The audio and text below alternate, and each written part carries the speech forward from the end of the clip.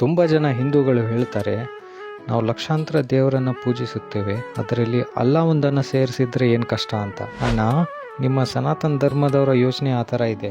ಯಾವಾಗಲೂ ಇಂಥ ಸೆಕ್ಯುಲರಿಸಮ್ ಒಂದೇ ಕಡೆಯಿಂದ ಯಾಕೆ ಇರುತ್ತೆ? ಮುಸಲ್ಮಾನರು ಮಾತ್ರ ಲೌಡ್ ಸ್ಪೀಕರಲ್ಲಿ ಪ್ರತಿದಿನ ಮಸೀದಿಯಲ್ಲಿ 5 ಸಲ ಕೂಗಿ ಕಿರುಚಾಡಿ ಹೇಳ್ತಾರೆ, ಅಶ್ಹದು ಅನ್ ಲಾ ಇಲಾಹ ಇಲ್ಲಲ್ಲ. ಅದರ ಅರ್ಥ, ನಾನು ಸಾಕ್ಷಿ ಹೇಳುತ್ತೇನೆ, ಅಲ್ಲಾಹನನ್ನು ಹೊರತುಪಡಿಸಿ ಬೇರೆ ಯಾವ ದೇವರು ಪೂಜೆಗೆ ಲಾಯಕರಲ್ಲ ಅಂತ. ಅವರ ಕುರಾನ್ ಕೂಡ ಅದೇ ಹೇಳುತ್ತೆ. ಮುಸಲ್ಮಾನರಂತೂ ನಿಮ್ಮ ದೇವರಿಗೆ ನಂಬುವುದಿಲ್ಲ, ಗೌರವಿಸುವುದಿಲ್ಲ, ನಿಮ್ಮ ದೇವರನ್ನು ಸ್ವೀಕರಿಸುತ್ತಿಲ್ಲ. ಬದಲಿಗೆ ಕುರಾನ್ ಹೇಳುತ್ತದೆ, ಯಾರು ಕಾಫಿರ್ ಅಂದರೆ ನಾಸ್ತಿಕ ಅಥವಾ ಬೇರೆ ದೇವರಿಗೆ ನಂಬುತ್ತಾರೋ, ಪೂಜಿಸುತ್ತಾರೋ, ಅಲ್ಲಾ ಅವರಿಗೂ ಮತ್ತೆ ಅವರ ದೇವರಿಗೂ ನರಕಕ್ಕೆ ಹಾಕ್ತಾರೆ.